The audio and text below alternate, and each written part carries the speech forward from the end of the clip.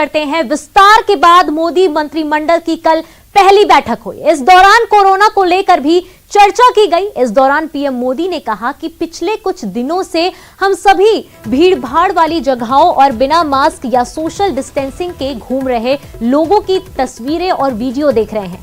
यह अच्छी तस्वीरें नहीं हैं, ये तस्वीरें डराने वाली हैं। उन्होंने जोर देकर कहा कि हमारे कोरोना वॉरियर्स और फ्रंटलाइन वर्कर की महामारी से लड़ाई जोरों पर चल रही है।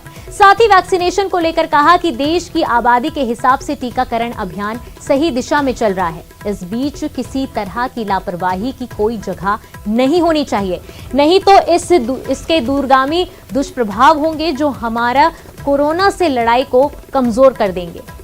उन्होंने कहा कि सभी को याद रखना चाहिए कि कोरोना का खतरा अभी टला नहीं है। कई देशों में फिर से संक्रमण बढ़ने लगा है, वायरस भी नए नए रूप धारण कर रहा है। पीएम ने कहा कि हम किसी को डराना नहीं चाहते, लेकिन हमें हर संभव सावधानी बरतनी चाहिए ताकि इस महामारी से लड़ा जा सके। इसके साथ ही पीएम ने महाराष्ट्र और केरल से लगातार ज्यादा केस में मामले आने पर भी चिंता व्यक्त की।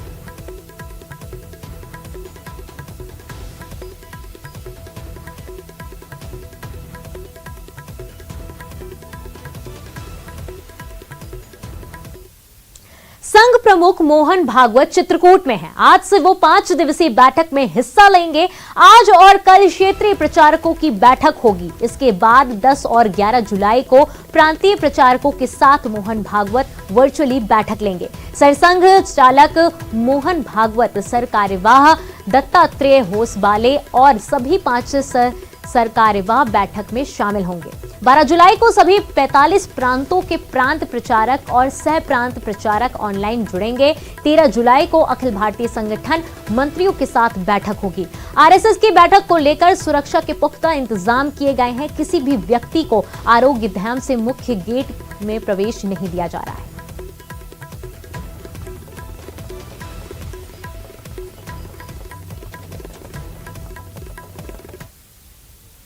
इंदौर के प्रभारी और गृह मंत्री नरोत्तम मिश्रा ने बीजेपी कोर ग्रुप की बैठक में 40 समितियां बनाने की बात कही। उन्होंने कहा कि सत्ता और संगठन में समन्वय के लिए ये समितियां बनाई जाएंगी, जिसमें बीजेपी के कार्यकर्ता शामिल रहेंगे। इससे पहले रेजिडेंसी कोठी पर मीडिया से बात करते हुए नरोत्तम मिश्रा ने कहा कि हमारा संकल्प है कि तीसरी लहर ही नहीं आए। नरोत्तम मिश्रा ने इंदौर पहुंचकर सबसे पहले खजुराना गणेश मंदिर के दर्शन किए। उसके बाद बीजेपी ऑफिस में कोर कमेटी की बैठक में शिरकत की। इसके बाद वे सांसद शंकर लालवानी के निवास पर शोक व्यक्त करने पहुंचे। आज नरोत्तम मिश्रा कोरोना की तीसरी लहर को लेकर की जा रही तैयारियों पर अधिकारियों के साथ बैठक करेंगे। तो यहाँ सुधार करना होगा कि मैं कोई डायनेमिक हूँ। मैं डायनेमिक नहीं हूँ, मैं साधारण कार्यकर्ता हूँ और कार्यकर्ता के हिसाब से ही काम करेंगे। सब साथ हैं, जैसा बताएंगे करेंगे। तीसरी लहर की समीक्षा करने आए हैं, तैयारियों को देखने आए हैं, क्या लगता है इंदौर पूरी तरह से तैयार है? मैं तो मानता हूँ, मैं समीक्षा वैसे भी रोज़ करता हूँ, रोज़ सुबह बाइट भी देता हूँ इस बार। और हमारे आज भी 76,000 से ज़्यादा हमने टेस्ट किए हैं। तीसरी लहर आए ही नहीं, ये तैयारी है हमारी। और अगर कहीं टेस्ट में फिर कॉन्टैक्ट ट्रेसिंग जो करते हैं हम, उसमें कहीं भी पकड़ में आता है तो उसके फन को वहीं कुचलेंगे, पर तीसरी लहर आने नहीं देंगे। इस संकल्प के साथ हमारे मुख्यमंत्री जी हैं और वो स्वयं भी समीक्षा कर रहे हैं। मध्य प्रदेश की सियासत में ओबीसी आरक्षण का मुद्दा एक बार फिर गरमाने लगा है। पूर्व मुख्यमंत्री कमलनाथ ने ट्वीट कर सरकार पर सवाल उठाए हैं। उन्होंने लिखा कि मध्य प्रदेश में कांग्रेस सरकार ने 2019 में पिछड़ा वर्ग का आरक्षण 14% से बढ़ाकर 27% कर दिया था, लेकिन सरकार ने इसे लागू करने की कोई गंभीर प्रयास नहीं किए। आरक्षण के खिलाफ हाईकोर्ट में कुछ याचिकाएं दायर की गई, लेकिन सरकार के उचित पैरवी नहीं हो जाने से बढ़ा हुआ आरक्षण अब तक लागू नहीं हो पाया। अगर सरकार सशक्त पक्ष समर्थन करे तो मध्य प्रदेश के पिछड़ा वर्ग को 27% आरक्षण का लाभ मिल जाएगा। पूर्व में 2003 में भी कांग्रेस सरकार ने यह आरक्षण लागू किया था। तब भी शिवराज सरकार की कमजोर पैरवी के कारण 10 साल तक मामला अदालत में लटका रहा और अंत में आरक्षण निरस्त हो गया। सरकार को अपनी पिछड़ा वर्ग विरोधी मानसिकता त्याग कर सामाजिक न्याय में सहयोग करना चाहिए। ये बातें कमलनाथ ने अपने ट्वीट में लिखी। इधर कमलनाथ के ट्वीट पर बीजेपी नेता रजनीश अग्रवाल ने पलटवार किया। उन्होंने कहा कि कांग्रेस ने पिछड़ा वर्ग को 70 साल तक गुमराह और धोखा दिया है। आजादी के बाद पहली बार काका कालेलकर कमेटी की सिफारिश मानते हुए पिछड़ा वर्ग आयोग को संवैधानिक दर्जा देना, उनके हक में और हित में कई योजनाओं का सफल क्रियान्वयन करना मोदी सरकार ने लगातार किया है। जरा कांग्रेस बताए किस राज्य में इन्होंने अपने शासनकाल में, जहां आज भी शासन में है, 27% आरक्षण ओबीसी को दे दिया। केवल लड़ाना, जाति से जाति को भिड़ाना और लोगों को गुमराह करना, यही इनका सगल है और यही इनकी फितरत है, जो केवल और केवल इसी तुष्टीकरण की राजनीति करते हैं। दरअसल इन्होंने कभी कहीं किसी तौर पर भी पिछड़े वर्ग का लाभ नहीं किया और यही कारण है कि पिछड़े वर्ग के सबसे ज़्यादा सांसद, सबसे ज़्यादा विधायक देश में भारतीय जनता पार्टी के हैं और आज़ादी के बाद में मोदी मंत्रिमंडल में सबसे ज़्यादा ओबीसी वर्ग के मंत्री बनाने का काम भी भाजपा ने किया है। भोपाल से बड़ी खबर, 10वीं की परीक्षा में बेस्ट ऑफ 5 सिस्टम लागू होगा। इस सत्र में बेस्ट ऑफ 5 सिस्टम पर एमपी बोर्ड की 10वीं की परीक्षा होगी। 6 में से 5 विषयों के अधिकतम अंकों से परीक्षा की गणना होगी। रिजल्ट 5 विषयों के नंबरों से तैयार होगा। कोई छात्र 2 विषयों में फेल होता है तो पूरक परीक्षा की पात्रता मिलेगी। दोनों विषयों या किसी एक विषय सप्लीमेंट्री परीक्षा में शामिल होना होगा। 3 विषयों में फेल होने पर छात्र अनुत्तीर्ण होंगे। विद्यार्थी अगर 6 में से 5 विषय में पास और 1 में फेल होता है तो बेस्ट ऑफ 5 के तहत पास किया जाएगा।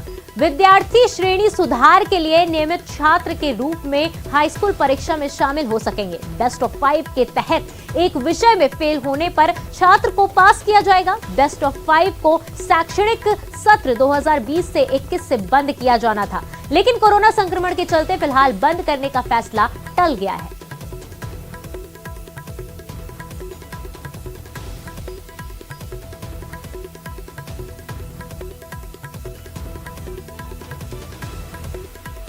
तो ज्यादा जानकारी के साथ रंजना हमारे साथ जुड़ चुकी हैं। रंजना, आपसे जानना चाहेंगे, अब छात्रों के लिए जो बेस्ट ऑफ 5 का ये फॉर्मूला अपनाया जा रहा है, उसको लेकर विस्तार में बताइए। जी आयुषी, बिल्कुल कक्षा 10वीं के रिजल्ट को लेकर जो बेस्ट ऑफ 5 फॉर्मूला है वो लागू रहेगा। हालांकि पिछले साल तक ये माना जा रहा था कि जो बेस्ट ऑफ 5 फॉर्मूला है उसको बदल दिया जाएगा, शायद इसको आगे लागू नहीं किया जाएगा। लेकिन माध्यमिक शिक्षा मंडल ने जो आदेश जारी किया है उसके तहत अब कक्षा 10वीं का रिजल्ट बेस्ट ऑफ 5 के तहत तैयार किया जाएगा और कक्षा 10वीं के साथ कक्षा 9वीं का रिजल्ट में भी यही जो फॉर्मूला है वो लागू किया जाएगा। यानी 5 विषयों के नंबरों के आधार पर कक्षा 9वीं और कक्षा 10वीं का जो रिजल्ट है वो तैयार किया जाएगा। 6 में से 5 विषयों के जो भी सबसे अधिक नंबर है उसके आधार पर स्टूडेंट्स का जो रिजल्ट है वो तैयार किया जाएगा। और बेस्ट ऑफ 5 के तहत स्टूडेंट को सबसे ज्यादा फायदा इस बात का होगा कि अगर स्टूडेंट्स 2 विषयों में फेल होता है तो उसे फेल नहीं माना जाएगा, बल्कि वो पूरक परीक्षा दे सकता है। और इसके साथ ही अगर स्टूडेंट 3 विषयों में फेल होता है तब कहीं जाकर स्टूडेंट्स को फेल घोषित किया जाएगा। अगर परीक्षार्थी जो है 6 में से 5 विषयों में पास होता है और एक सब्जेक्ट में अगर फेल हो जाता है तो उसको बेस्ट ऑफ 5 योजना के तहत पास घोषित कर दिया जाएगा। हालांकि स्कूल शिक्षा मंत्री इंदर सिंह परमार की बात करी जाए आयुषी, तो वो इस योजना को लागू करने के पक्ष में नहीं थे, क्योंकि इसके पीछे का मकसद यही था क्योंकि जब स्टूडेंट्स को बेस्ट ऑफ 5 फॉर्मूला के तहत पास कराया जाता था तो स्टूडेंट जो कठिन सब्जेक्ट है, चाहे इंग्लिश की बात करी जाए या फिर मैथ्स की बात करी जाए, इस पर बिल्कुल भी ध्यान नहीं देते थे। तो ऐसे में अगर कहा जाए तो स्टूडेंट्स का जो विकास है, जो ग्रोथ है इन 2 सब्जेक्ट की तरफ बिल्कुल भी नहीं हो रही थी। लेकिन अभी फिलहाल जिस तरीके से कोरोना संक्रमण का दौर चल रहा है, क्लासेस ऑनलाइन चल रही हैं, तो ऐसे में एमपी बोर्ड ने अब इस बेस्ट ऑफ 5 के फॉर्मूले को शैक्षणिक सत्र 2021-22 में लागू करने को लेकर भी तैयारियां कर ली हैं। आदेश भी जारी कर दिया गया, यानी इस बार भी जो बेस्ट ऑफ 5 फॉर्मूला है उसके तहत कक्षा 10वीं का रिजल्ट तैयार किया जाएगा और स्टूडेंट्स को अगर कहा जाए तो बड़ी संख्या में प्रमोट करके आगे की कक्षाओं में भेजा जाएगा। यानी स्टूडेंट्स के लिहाज से अगर देखा जाए तो ये फॉर्मूला बेहद फायदेमंद साबित भी होगा। और अगर दूसरी बात देखा जाए तो ऑनलाइन क्लासेस के लिहाज से भी अगर कहा जाए तो पढ़ाई के शिक्षा के स्तर और रिजल्ट को बेहतर बनाने की कवायद एक तरह से अगर कहें तो इस बार देखी जा रही है। जी रंजना, धन्यवाद तमाम जानकारी के लिए। आप हमारे साथ बने रहिए, आपसे और भी अपडेट लेते रहेंगे और खबरों पर। तो अगली खबर का रुख करते हैं। सीएम शिवराज सिंह चौहान के आदेश के बाद स्कूल शिक्षा विभाग ने निजी स्कूल को फीस न बढ़ाने को लेकर आदेश जारी कर दिया है। निजी स्कूल अब आगामी आदेश तक फीस नहीं बढ़ा सकेंगे।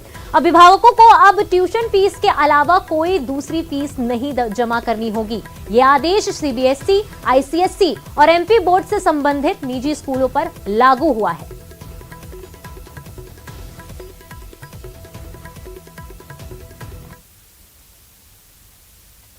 तो इधर आपको बता दें कि निजी स्कूल संचालकों ने सीधे सीधे सरकार को चेतावनी दी है। कहा है कि सरकार ट्यूशन फीस बढ़ाने नहीं दे रही है तो हमें आर्थिक पैकेज दे, और अगर सरकार ऐसा नहीं करती है तो वे ऑनलाइन क्लास भी बंद कर देंगे। हैरानी की बात यह है कि इसके पीछे स्कूल संचालक माली हालत सुधारने का हवाला दे रहे हैं। खास बात यह भी कि सरकार को चेतावनी देते हुए स्कूल संचालकों ने 4 दिन की मोहलत दी है और कहा है कि मांग पूरी नहीं हुई तो 12 जुलाई से क्लास बंद कर दी जाएगी। तो ज्यादा जानकारी के साथ रंजना हमारे साथ बनी हुई है। रंजना, अब जो निजी स्कूल के संचालक हैं उनका ये मांग है कि जो पिछले स्कूल के संचालक हैं उन्हें अपनी माली हालत का सुधारने का हवाला दे रहे हैं और ये कह रहे हैं कि फीस बढ़ाने दी जाए या तो फिर आर्थिक पैकेज दिया जाए। क्या कुछ अपडेट है इसको लेकर?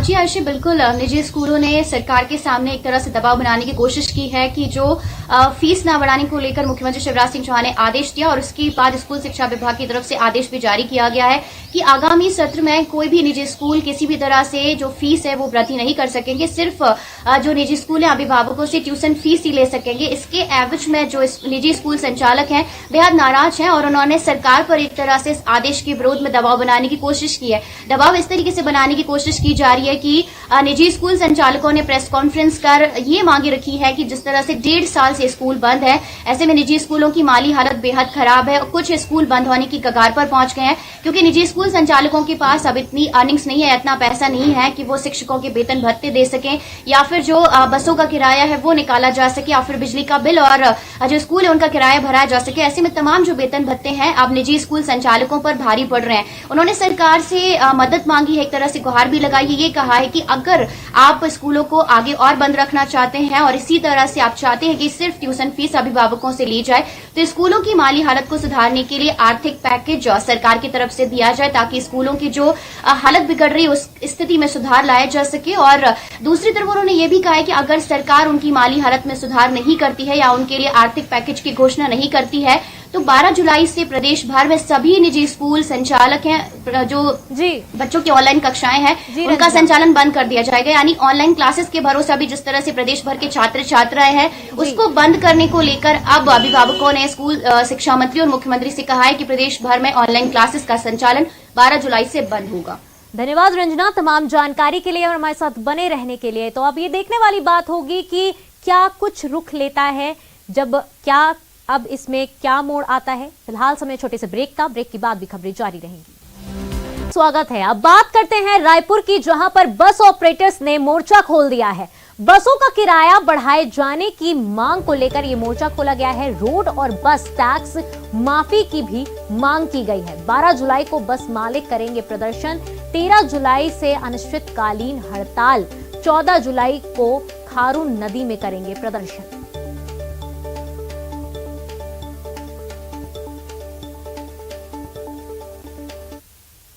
पेट्रोल डीजल के बढ़ते दामों के विरोध में आज कांग्रेस साइकिल रैली निकालने जा रही है। रायपुर जिला महिला कांग्रेस साइकिल रैली का आयोजन कर रही है।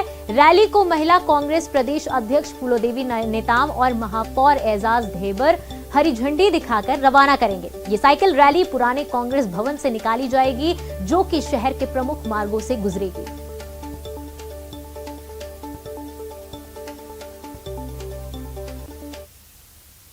छत्तीसगढ़ में हाथी और इंसानों का संघर्ष जारी है। हर साल इंसान और हाथी दोनों के बीच होने वाले संघर्ष में दोनों की जान तो जाती ही है, साथ में संपत्ति और फसलों का भी नुकसान होता है। इस संघर्ष को रोकने और हाथी के संरक्षण के लिए लेमरू हाथी रिजर्व बनाया जा रहा है, लेकिन इसके आकार को लेकर जारी सियासत थमती नजर नहीं आ रही है। एक बार फिर लेमरू प्रोजेक्ट को लेकर प्रदेश की राजनीति गरमाई हुई है।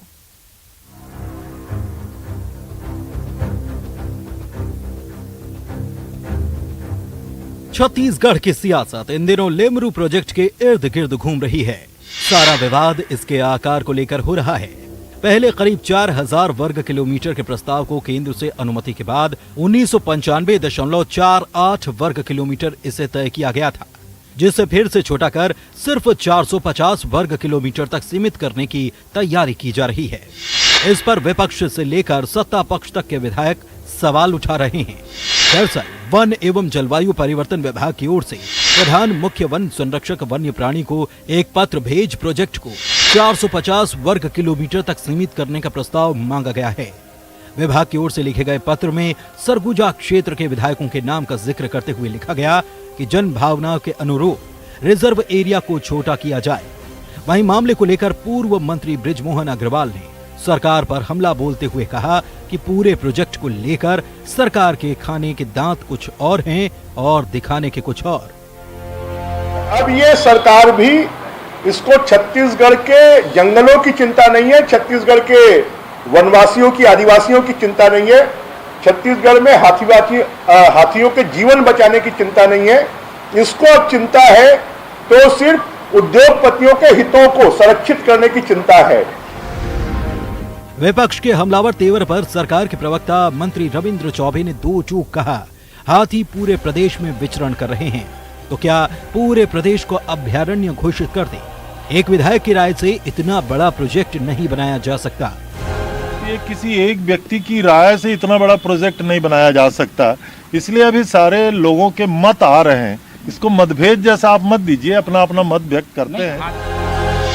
लेमरू हाथी रिजर्व बनाने का मकसद है हाथियों के लिए एक सुरक्षित कॉरिडोर बनाने का। इसके लिए अलग से अधिकारी कर्मचारी तैनात किए जाएंगे। हाथियों के लिए इस रिजर्व फॉरेस्ट में चारे पानी की व्यवस्था होगी, जिससे हाथी यहीं रहेंगे, बाहर नहीं जाएंगे। इसके पीछे परिकल्पना है कि इस व्यवस्था से जनहानि और ग्रामीणों की संपत्ति को कम नुकसान पहुंचेगा। बहरहाल देखना होगा कि कैबिनेट की आगामी बैठक में लेमरू प्रोजेक्ट को लेकर सरकार क्या निर्णय लेती है। अवधेश मिश्रा, न्यूज़ 18, रायपुर। बढ़ाइएगा जोश जब ओलंपिक में उतरेंगे मैन इन ब्लू। आप भी पहनिए टीम इंडिया वाला टी शर्ट। जानिए इसे जीतने का क्लू। बस स्क्रीन पर दिख रहे QR कोड को स्कैन करें और क्विज में भाग लें। जुड़िए न्यूज़ 18 के साथ और रोज खेलिए ये क्विज और टीम जीतिए इंडिया का टी शर्ट।